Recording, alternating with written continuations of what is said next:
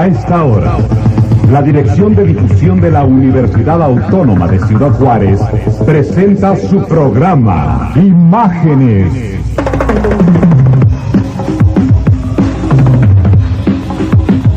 Todos los días, de lunes a sábado, la UACJ se manifiesta, se comunica, expone ante la opinión pública su participación académica, cultural, artística, deportiva y social, bajo la guía rectoral del licenciado Carlos Bernardo Silveira Saito.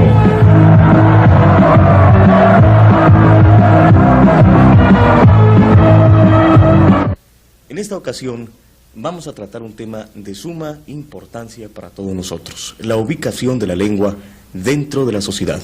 Y para ello contaremos con dos distinguidas personalidades en el manejo de la lengua. Una de ellos es el maestro, el profesor Juan Holguín, quien es presidente de la Academia de Artes y Lenguas de la Universidad Autónoma de Ciudad Juárez, y el otro es un joven poeta. Primero vamos a tratar con el maestro Holguín lo referente a la enseñanza de la lengua, al aspecto académico de la lengua. Maestro, ¿qué tan cualitativamente se lleva a cabo la enseñanza de la lengua en las escuelas primarias, secundarias y preparatorias de nuestra patria? La enseñanza de la lengua nacional, porque esa es la denominación que se le ha hecho a nuestro español, se lleva a cabo primordialmente desde el nivel preescolar, porque es ahí donde empieza a desarrollarse las áreas afectivas, las áreas más importantes dentro de la interacción, dentro de los principios de la socialización. En la primaria, en el nivel elemental, la enseñanza de la lengua nacional actualmente está siendo bastante operativa porque conlleva a un marco de situación real. La programación, las estructuras de enseñanza de la lengua presuponen una serie de estrategias que han sido muy bien llevadas. Pero aquí hay un inconveniente de que fuera del marco, fuera de nuestro marco, vamos a decirlo, doméstico, los medios de comunicación están siendo los principales medios que objetan, medios que circunscriben demasiado la enseñanza de la lengua nacional. Entonces, yo creo que sí está bien estructurado los contenidos programáticos en el área de español, que es precisamente donde se observa una preceptiva, donde se observa una reglamentación. Pero, repito, las disfunciones del lenguaje que ofrecen los diferentes medios de comunicación, como ya lo anotaba, se lleva una contrastación, se da una contrastación en cuanto a su diversidad. Esto es, sistemáticamente estamos bien, pero la educación asistemática, la educación extraescolar está fallando y por lo tanto se convierte en una verdadera disfunción. No dejan y no hay lugar para una verdadera creatividad con nuestra hermosa lengua cervantina o de Cervantes, en cuanto al idioma, pero nuestra en lo nacional. En lo nacional. Maestro, donde más palpable se ve la deficiencia del uso del lenguaje, de la lengua, es en las universidades del país. Podemos comprender que las secundarias, las primarias y las preparatorias son una especie de embudo que nos llevan a una universidad o a una escuela de enseñanza superior. Y ahí hemos visto algunas deficiencias, ¿verdad? ¿Qué se podría hacer ya como maestro universitario para corregir algunas deficiencias del lenguaje a nivel universitario? Bueno, dice por ahí un proverbio de que la ortografía, la lectura, la prosapia, el grado intelectual se adquiere entra por los ojos. Esto es, lo genera un núcleo integrador que vamos a llamarle la lectura. Entonces, nuestras carreras universitarias se circunscriben a las especialidades. Nuestras carreras observan un espíritu lineal en cuanto al trato, en cuanto a los códigos que establecen. De tal manera que en nuestra universidad, por ejemplo, en la Universidad Autónoma de Ciudad Juárez, yo veo la necesidad de que, cuando menos en el tronco común, se aumente. Esto es una materia optativa que podría llamarse lenguaje y sociedad, como se lleva en las escuelas de ciencias de la comunicación. Entonces, retomaríamos el espíritu general del lenguaje, porque este es totalizador. El lenguaje es la totalidad de la comunicación, y le repito, en nuestras carreras, a través de sus especialidades, se ha circunscribido, o queda circunscrita a una jerga eminentemente técnica. El estudiante de Derecho nada más abordará esos términos, abordará esa solicitud legal, y en su caso, exactamente, y en su caso el médico pues tendrá una terminología, una jerga médica exclusivamente. Queda muy lejos de cumplirse la situación en cuanto a lo que tenemos nosotros como una diversidad de lenguaje, una diversidad de creación. Ahora bien, maestro, ¿qué relación podríamos tener entre la identidad nacional y la lengua? ¿Verdad? Sabemos que una sociedad se conforma de un grupo de personas que hablan una lengua en común, etcétera, ¿no? Pero ¿qué relación encontraríamos aquí primordialmente entre la identidad nacional y la lengua? Bueno, la lengua es un recurso, es un medio vivo, es un medio inherente, es un medio que está dentro del mismo pueblo, y es una característica precisamente. Hablar de lengua es hablar de un grupo étnico, de una nacionalidad. Entonces, esta juega un papel determinante en la identidad, porque va registrando, va enmarcando la personalidad de todo un pueblo. Si ésta se siente agredida, como lo ha sido la nuestra a través de la historia, nuestra lengua tuvo una agresión terrible, oprobiosa en la conquista española, sintió otra agresión en la intervención francesa, y actualmente y en forma criminal se sigue agrediendo a través del idioma sajón, esto es del inglés. Qué bueno que tocó ese tema, maestro, porque también le quería preguntar lo siguiente: la influencia de la música, sobre todo extranjera, sobre todo de origen norteamericano o anglosajón, es muy, muy palpable entre nuestra juventud. ¿Qué se está haciendo para contrarrestarla? ¿Qué podemos hacer para contrarrestarla? Obviamente que la música en sí es universal, sí, pero la letra de la música es en inglés y viene a afectar nuestro idioma, como usted decía, en una forma criminal. Estoy totalmente de acuerdo con usted. Aunque también hay algunos compositores nacionales que también de una forma criminal destrozan la lengua. Pero en este caso, la influencia americana, maestro, ¿qué se puede hacer para contrarrestarla?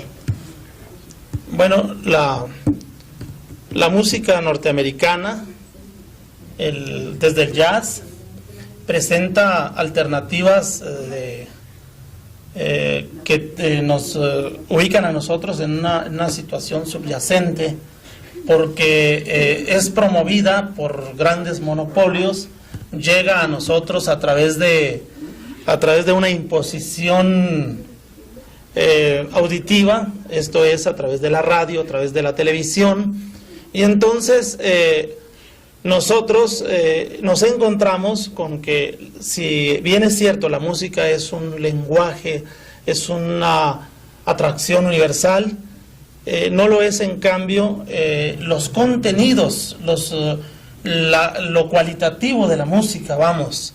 Hemos llamado música un rock and roll que provoca movimientos gorilescos, hemos llamado música a otras situaciones llamada pues, propiamente disco, pero esto precisamente es lo que enaltece a un sistema. Estoy hablando al sistema norteamericano, pero a nosotros nos deja en ese papel subyacente, esto es, dependientes en cuanto a una enajenación a través de ruidos y muy raramente a través de sonidos.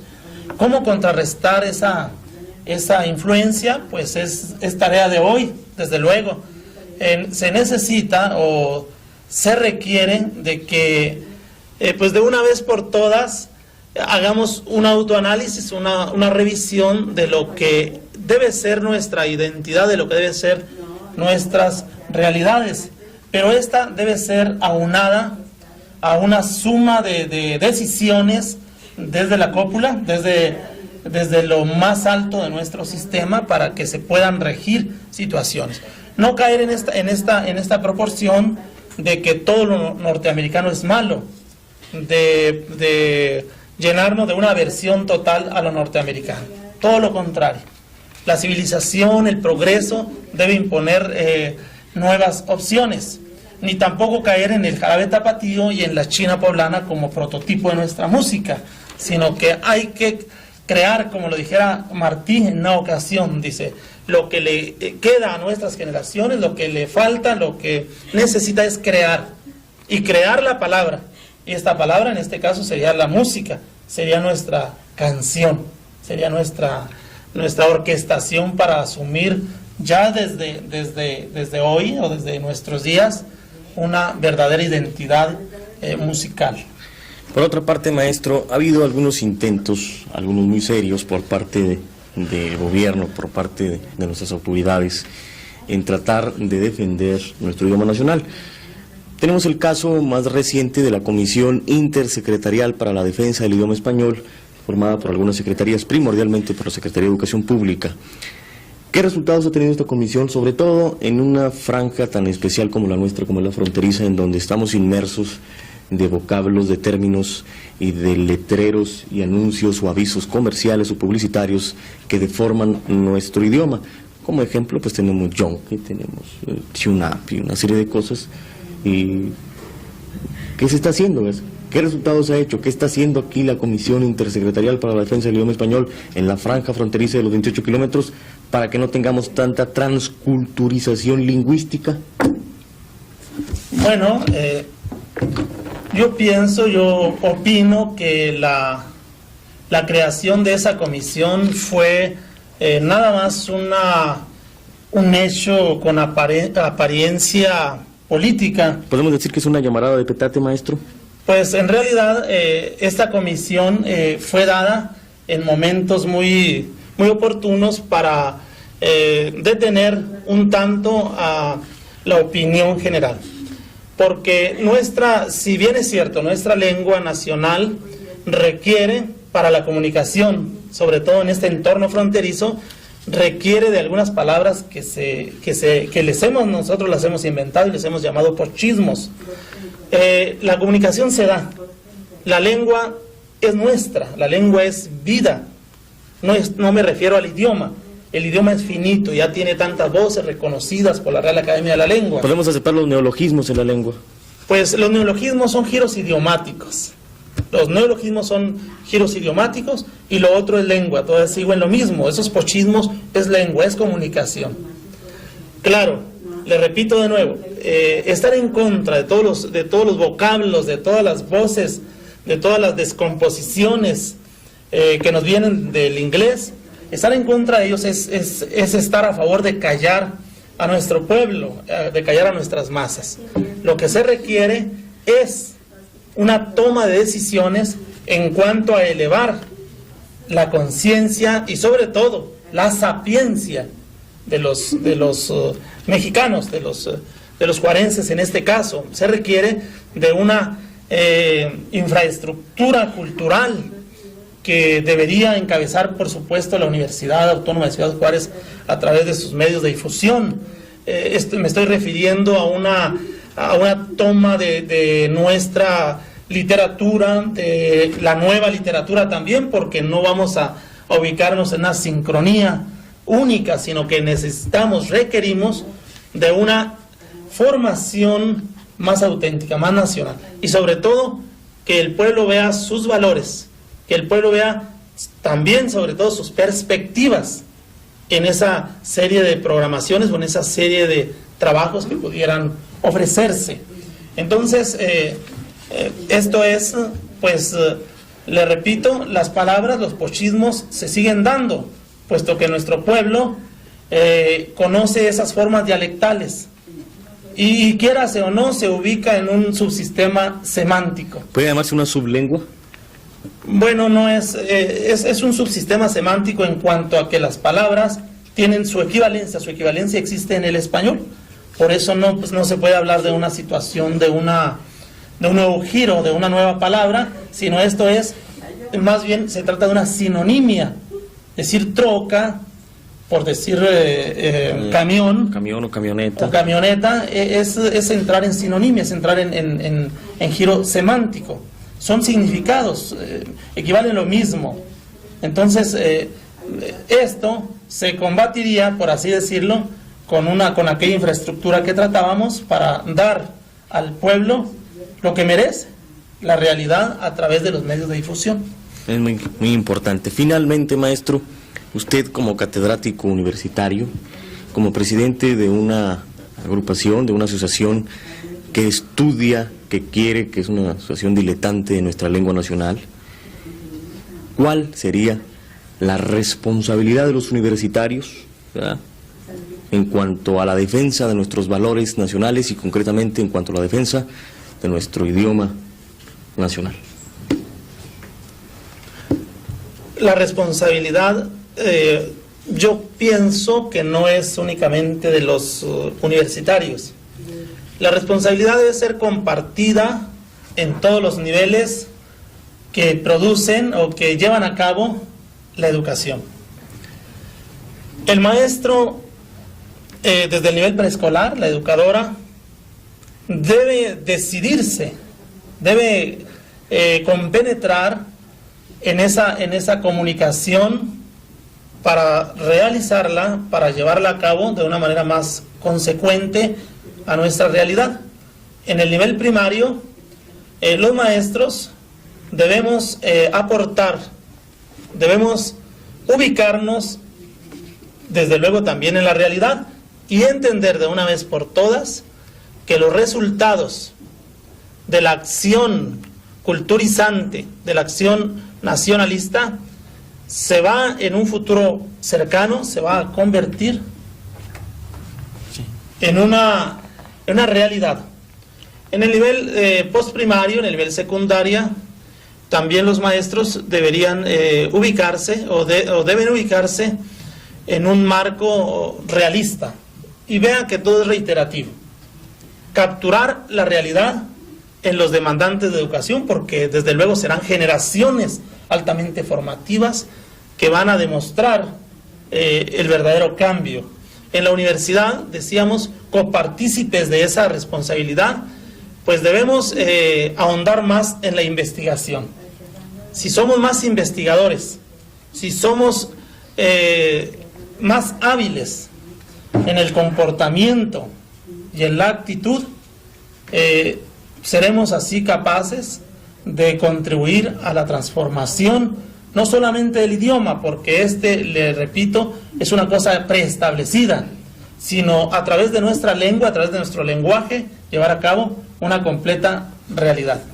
Después de haber escuchado los conceptos académicos del profesor Juan Holguín, quien es presidente de la Academia de Artes y Lenguas de la Universidad Autónoma de Ciudad Juárez, veremos ahora el aspecto práctico, por decirlo así, de nuestra lengua. Contamos con la presencia de un joven poeta. Él es Jesús Vázquez, quien actualmente estudia en la Universidad de Texas en El Paso una licenciatura en Letras Francesas y Españolas y otra licenciatura en Relaciones Internacionales.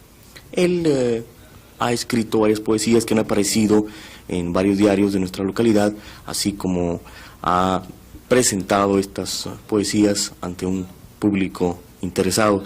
Promete ser uno de los poetas de mayor trascendencia dentro de la frontera. Jesús Vázquez, ¿de dónde eres tú? Pues yo soy de aquí de Ciudad Juárez. ¿Cómo nació en ti el deseo de hacer poesía, de hacer arte usando nuestra lengua? Bueno, yo creo que como en la mayoría de nosotros empieza la curiosidad por la poesía, ¿no? Por decir de alguna manera las cosas, uno se enamora por primera vez y empieza a escribir poemas, ¿no? o tentativas de poemas. Y así es como... ¿Y cuándo conoce a Crisoló ese deseo? ¿Cuándo ya viste los frutos, la producción de tu poesía? Bueno, pues los frutos todavía están por verse. Ahorita pues puede decirse que son primicias de lo que estoy haciendo. Lo que estoy haciendo son las primicias y propiamente dicho, cuando yo me decidí por la vocación de la escritura fue como en la preparatoria, como el tercer año de preparatoria, bajo pues no sé, influencias de conocidos autores de aquí de Ciudad Juárez y algunos a nivel nacional. ¿Cuáles son tus autores de preferencia, tanto locales como nacionales? Pues creo que aquí hay poetas muy buenos. Tenemos entre ellos poetas jóvenes como Jorge Humberto Chávez, que el año pasado ganó un premio nacional de poesía. Es bastante bueno, a mí me gusta bastante su poesía. A nivel nacional creo que Octavio Paz, por mencionar uno vivo, José Gorostiza, mencionar uno que ya falleció. ¿Cómo llega a ti la creatividad? ¿Cómo llega esa musa que esperamos muchos, que nos gusta escribir o nos gusta interpretar algún instrumento? ¿Cómo surge? Bueno, yo creo que es un momento de gracia, no sé, muchos le llaman inspiración. Generalmente es un misterio las fuerzas que operan sobre alguien que escribe. En el momento en el que algo te impele a escribir, ¿no? Yo creo que eso es pues una mínima parte de lo que es el trabajo del poeta, porque como es sabido de todos que un escritor se necesita 5% de inspiración y 95% de trabajo. ¿Y cómo te podrías clasificar tú como poeta? ¿Dentro de qué estructura te ubicarías? ¿Qué tipo de poesía manejarías? Pues yo creo que la temática de mis poemas versa sobre todo en el amor, en el enfrentamiento que hay entre el lenguaje y el escritor. ¿Manejas el verso libre? Sí, yo creo que pues todo poeta que se dedique profesionalmente a la poesía maneja el verso libre en estos tiempos. No creo que ya nadie rime. Ya la rima quedó para los clásicos y para la gente de principios de siglo.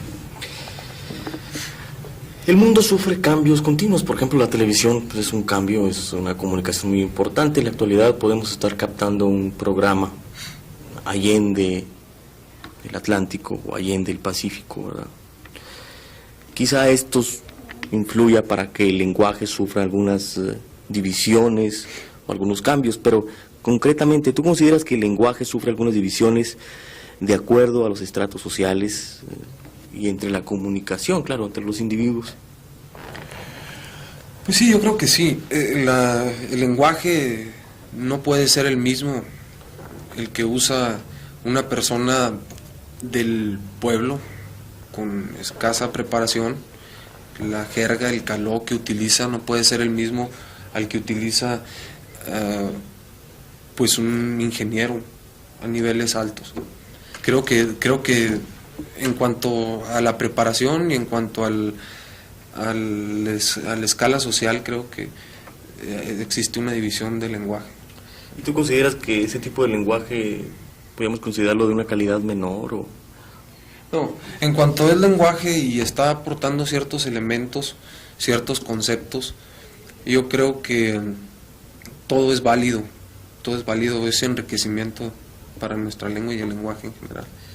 Como estudioso de las letras, que no es nada más que una manifestación escrita del lenguaje, ¿verdad? Porque es una letra. ¿Cuál considerarías que sería el origen de nuestra lengua? Bueno, creo que el origen de nuestra lengua es tan incierto y ha sufrido tantas vicisitudes como pues el hombre mismo, ¿no? Yo creo que el lenguaje, nuestro lenguaje, sobre todo el español, la lengua que hablamos, pues ha tenido muchas influencias, ha tenido la influencia de ibérica, de la Arábica también. Sí, arábica. Gracias a los iberos.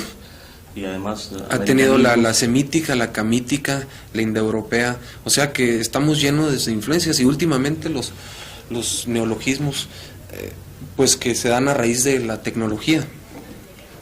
Sí, claro. Es decir, a través del tiempo se ha modificado nuestro lenguaje. Hace 50 años, pues palabras como televisión, como clutch, como alunizaje, por ejemplo, pues no existían, ¿verdad? ¿Tú consideras que eso es importante para nuestra lengua, ese tipo de cambios, ese tipo de neologismos?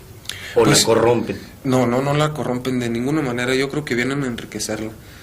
Yo creo que todo lenguaje que no tenga la suficiente versatilidad para asimilar ciertas palabras, ciertos términos nuevos, creo que está condenada al estatismo y por ello a la muerte, ¿no?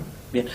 Para que nuestro público entienda un poquito más, ¿cuál consideras tú que sería la división o la diferencia entre lenguaje y lengua? Bueno, el lenguaje es la totalidad, el conjunto de mitos, de pancartas, de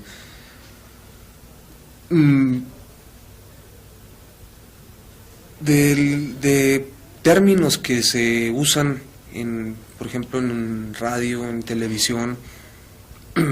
Todo eso es el lenguaje, y la lengua es propiamente, para no caer en ambajes, el lenguaje, el idioma que se está hablando. Nosotros los que hablamos el español, contamos en Madrid, que es la capital universal del idioma español, ¿verdad?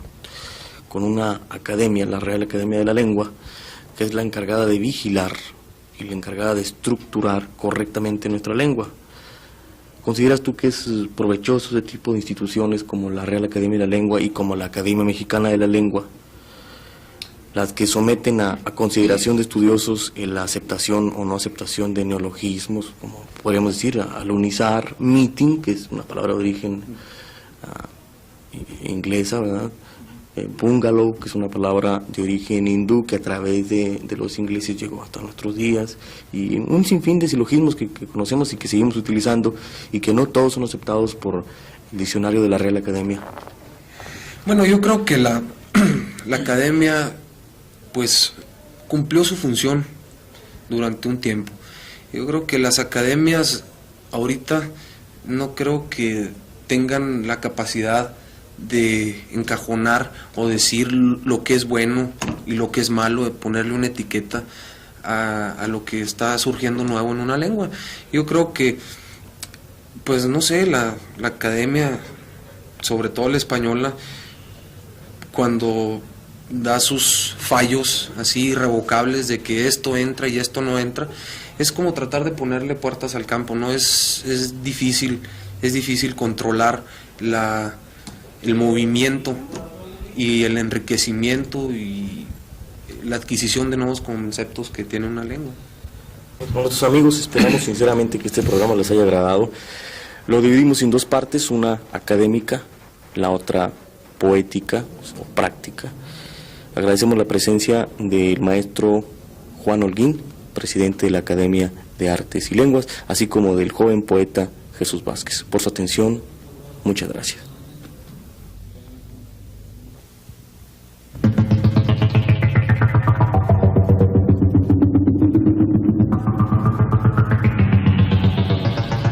Esta fue una presentación de la Dirección de Difusión de la Universidad Autónoma de Ciudad Juárez.